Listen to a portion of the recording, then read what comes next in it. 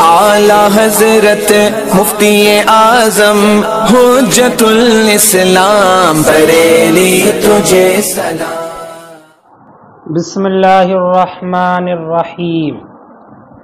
ولو کان یجد الماء الا انه مریض فخاف ان استعمل الماء اشتد مرضه یتیمم۔ مسئلہ سنیں بیٹا، ذہن حاضر رکھنا۔ مسئلہ یہاں پر یہ ذکر فرماتے ہیں کہ اگر کسی انسان کے پاس پانی موجود ہے، پانی اس کے پاس ہے، وہ پانی پاتا ہے، لیکن وہ انسان بیمار ہے، پانی تو اس کے پاس موجود ہے لیکن وہ بیمار ہے، اور بیمار بھی ایسا کہ جس میں پانی کا استعمال نقصان دیتا ہے، ایسا بیمار کہ جس میں پانی کا استعمال نقصان دیتا ہے۔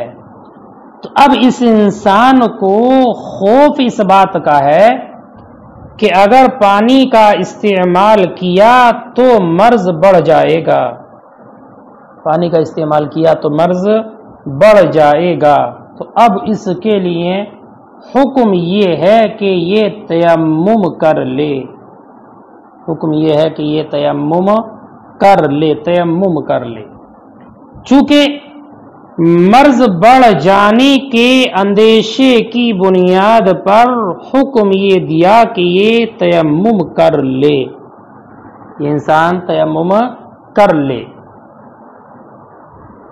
دلیل اس کی کیا ہے؟ تو بیٹا دلیل وہی آیت کریمہ جو کل آپ کے سامنے ذکر کی گئی، وہی آیت مبارکہ۔ اللہ تعالی کا ارشاد مبارک وَإِن كُنتُم مَّرْضَىٰ أَوْ عَلَىٰ سَفَرٍ أَوْ جَاءَ أَحَدٌ مِّنكُم مِّنَ الْغَائِطِ أَوْ لَامَسْتُمُ النِّسَاءَ فَلَمْ تَجِدُوا مَاءً فَتَيَمَّمُوا صَعِيدًا طَيِّبًا۔ بیٹا وَإِن كُنتُم مَّرْضَىٰ، وَإِن كُنتُم مَّرْضَىٰ أَوْ عَلَىٰ سَفَرٍ، مریض کی جمع مرضى، تو اگر تم میں سے کوئی انسان مریض ہو یا سفر پر ہو، اور ذکر کیا یا اپنی حاجت کو پورا کر کے آئے، یا عورت کے ساتھ جماع کر لے اور غسل کے لیے یا وضو کے لیے پانی نہ پائے یا پانی پر قادر نہ ہو مرض کی وجہ سے، فَتَيَمَّمُوا صَعِيدًا طَيِّبًا، اب تم پاک مٹی سے تیمم کر لو۔ تو بیٹا یہ آیت مبارکہ وَإِن كُنتُم مَّرْضَىٰ اس بات پر دلالت کر رہی ہے کہ مریض کے لیے پانی کے ہوتے ہوئے بھی تیمم کرنے کی اجازت ہے، لیکن ایک بات یاد رکھنا، ایسا مرض ہو کہ جس میں پانی کا استعمال نقصان دیتا ہو، ایسا مرض ہو کہ جس میں پانی کا استعمال نقصان دیتا ہو۔ اگر ایسا مرض نہیں ہے، کوئی اور مرض ہے کہ جس میں پانی کا استعمال نقصان نہیں دیتا، تو اس کی وجہ سے اباحت تیمم کا حکم نہیں دیا جائے گا، اباحت تیمم کا۔ بات سمجھ میں آ گئی کہ نہیں؟ دلیل یہی آیت مبارکہ وَإِن كُنتُم مَّرْضَىٰ۔ دوسری دلیل سنیں بیٹا، اس کی دوسری دلیل غور سے سننا ذرا۔ دوسری دلیل یہ ہے کہ اگر کوئی انسان سفر پر ہے، سفر پر بیمار نہیں ہے بیٹا، بلکہ باہر سفر پر گیا ہے اور پانی موجود بھی ہے لیکن پانی کا یہ مالک نہیں ہے، پانی تو موجود ہے لیکن یہ انسان کہ جس کے جو باہر سفر وغیرہ پر ہے یا سفر پر نہیں ویسی کسی جگہ پر ہے، تو اس جگہ پر جس جگہ پر یہ ہے پانی تو موجود ہے اس جگہ پر پانی تو موجود ہے لیکن پانی کا یہ مالک نہیں ہے، پانی کا یہ مالک نہیں ہے۔ پانی تو مل جائے گا لیکن قیمت سے ملے گا۔ کیسے ملے گا بیٹا؟ قیمت سے، پیسے دے کر پانی ملے گا، پیسے دے کر پانی ملے گا، قیمت سے پانی ملے گا۔ لہذا اگر وہ پانی بیچنے والا انسان جو پانی کا ثمن مثل ہے اس میں بیچتا ہے، تب تو حکم یہ ہے کہ اگر اس کے پاس پیسہ ہے تو خرید لے اور وضو کر لے، اگر پیسہ ہے تو خرید لے اور اس سے وضو کر لے، اس سے وضو کر لے، جبکہ وہ ثمن مثل میں دیتا ہے، یعنی جو عام طور سے پانی کی قیمت ہوتی ہے، اور یہ انسان اس کے خریدنے پر قادر بھی ہے کہ یہ پیسہ اس کے پاس ہے جو اس کی ضرورت سے بھی زائد ہے، تو خریدے اور وضو کرے جبکہ ثمن مثل میں ملتا ہو۔ بیٹا ایک ایک بات پر ذہن نشین رکھنا، اور اگر ثمن مثل میں وہ دے تو رہا ہے پانی کو لیکن اس کے پاس ثمن نہیں ہے، قیمت نہیں ہے، پیسہ نہیں ہے دینے کے لیے، یا اگر چند روپے ہیں بھی تو اپنی ضرورت کے لیے ہے، کرائے وغیرہ کے لیے، اگر اس سے پانی خرید لیا تو پھر ضرورت کیسے پوری کرے گا اپنی؟ تب بھی حکم یہ ہے کہ ایسی صورت میں وہ پانی نہ خریدے بلکہ تیمم کر کے نماز پڑھ لے، تیمم کر کے نماز پڑھ لے۔ ٹھیک ہے نا بیٹا؟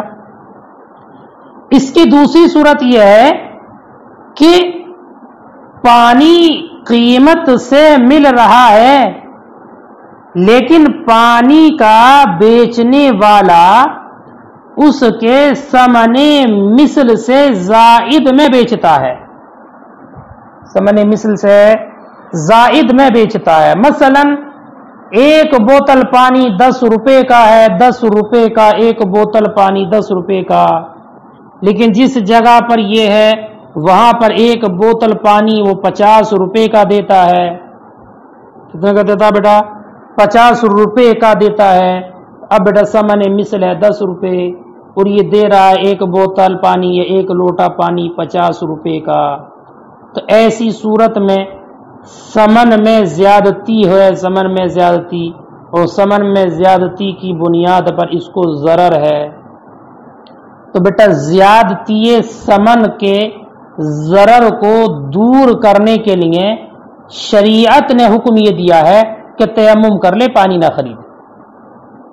غور کرنا ذرا اس بات پہ، کیا زیادتی ثمن کی بنیاد پر جو ضرر ہے نا، زیادتی ثمن کی بنیاد پر کہ 10 روپے کا پانی 50 روپے میں یا 40 روپے میں یا 100 روپے میں دے رہا ہے، تو زیادتی ثمن میں جو ضرر ہے اس ضرر کو دور کرنے کے لیے شریعت اس کو حکم یہ دیتی ہے کہ پانی نہ خریدے، پیسہ برباد نہ کرے، بلکہ تیمم کر کے نماز پڑھ لے۔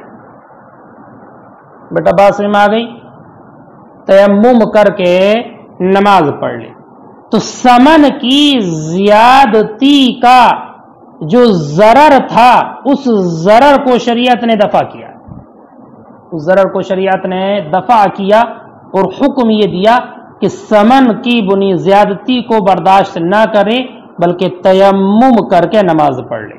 بیٹا میں اس بات پر زور دے رہا ہوں اس بنیاد پر تاکہ آپ کو سمجھ آ جائے جو بات یہاں پر مصنف ہدایہ سمجھانا چاہتے ہیں۔ تو زیادتی ثمن کی بنیاد پر تیمم کا حکم ہے، تیمم کا حکم ہے۔ اور بیٹا انسان اگر مریض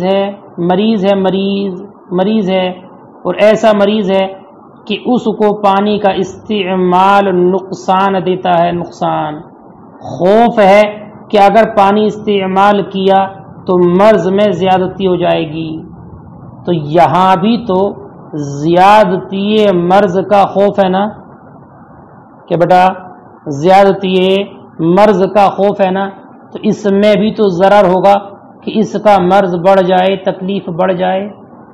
تو زیادتی مرض کا جو ضرر ہے نا، زیادتی مرض کا ضرر سمن کی زیادتی کے ضرر سے بڑھ کر ہے. کیا؟ زیادتی مرض کا ضرر سمن کی زیادتی کا جو ضرر ہے اس سے بڑھ کر ہے. اس سے بڑھ کر ضرر ہے مرض میں زیادتی ہو جانا. تو جب سمن کی زیادتی سے بڑھ کر ضرر ہے مرض میں زیادتی، تو جب یہ بڑھ کر ہے تو جب ادنا میں تیمم کا حکم ہے تو جو اس سے اعلیٰ ہے مرض کی زیادتی اس میں تیمم کا حکم نہیں ہوگا. اللہ اکبر. ارے بھائی اس میں آگے نا کیا کہ جب زیادتی سمن کی بنیاد پر جو ادنا ہے اس کی وجہ سے تیمم کا حکم دے دیا گیا، تو جہاں پر زیادتی مرض کا ضرر ہے، زیادتی مرض کا اندیشہ ہے اور یہ سمن کی زیادتی کے ضرر سے بڑھ کر ہے، تو جب ادنا میں تیمم کا حکم ہے تو جو اس سے بڑھا ہوا ہے اس سے اعلیٰ ہے اس میں بدرج اولا تیمم کا حکم ہوگا. اس لیے امام اعظم رضی اللہ تعالیٰ عنہ نے یہ فرمایا کہ اگر انسان مریض ہے، پانی پاتا ہے، لیکن مرض کے بڑھ جانے کا اندیشہ ہے تو حکم یہ ہے کہ تیمم کر لے. دلیل یہی آیت کریمہ وَإِن كُنتُم مَّرْضَىٰ اور یہ والی جو ابھی آپ کو سمجھائی. سنیں مصنف ہدایہ فرماتے ہیں کہ مرض کا بڑھنا یہ حرکت دینے سے ہو یا مرض کا بڑھنا پانی کے استعمال کرنے سے ہو. بیٹا مرض کا بڑھنا حرکت دینے سے ہو یا مرض کا بڑھنا پانی کے استعمال کرنے سے ہو. حرکت دینے سے کیا کہ اگر اس کو حرکت دے گا اپنے جسم کو وضو وغیرہ کرنے کے لیے، ہاتھ ہلائے گا، پیر ہلائے گا، منہ کو چلائے گا یا منہ ادھر ادھر کرے گا، گردن ہلائے گا، تو اس کی بنیاد پر اس کا ضرر بڑھ جائے گا، اس کا مرض بڑھ جائے گا. تو زیادتی مرض کا خوف حرکت دینے سے ہو یا یہ ہو کہ حرکت دینے سے تو مرض نہیں بڑھتا ہے لیکن پانی کا استعمال کرنے سے مرض بڑھ جاتا ہے. جیسے پانی جسم پر لگے گا نقصان دے گا، پانی اس جگہ پر پہنچے گا عضو کو ختم کر دے گا، مرض کو بڑھا دے گا. تو فرماتے ہیں امام صاحب ہدایہ مرض کے بڑھنے کا خوف حرکت دینے سے ہو یا پانی کے استعمال کرنے سے ہو، دونوں میں حکم برابر ہے. دونوں میں حکم برابر ہے. کیا برابر ہے؟ کہ دونوں صورتوں میں تیمم کرنے کی اجازت ہے. اگر حرکت دینے سے مرض بڑھنے کا خوف ہو تب بھی تیمم کی اجازت ہے، اور اگر پانی استعمال کرنے سے مرض کے بڑھنے کا خوف ہو تب بھی تیمم کرنا اس کے واسطے جائز ہے. بات سمجھ آگے نا بیٹا؟ ایک بات اور بتا دوں اسی سے متعلق. امام شافعی رضی اللہ تعالی عنہ نے مرض کے بڑھنے کے خوف کا اعتبار نہیں کیا. مرض کے بڑھنے کے خوف کا اعتبار نہیں کیا. امام شافعی رضی اللہ تعالی عنہ فرماتے ہیں کہ تیمم اس وقت مباح اور جائز ہوگا جب کہ وہ انسان یہ سمجھتا ہو، اس کو یہ یقین ہو کہ پانی کے استعمال سے جان چلی جائے گی یا کسی عضو کے ضائع ہونے کا اس کو غالب گمان ہو، یقین ہو. یعنی کسی عضو کے تلف ہونے کا گمان ہو یا جان جانے کا گمان ہو، جان جانے کا، تب اس کے لیے تیمم مباح ہوگا.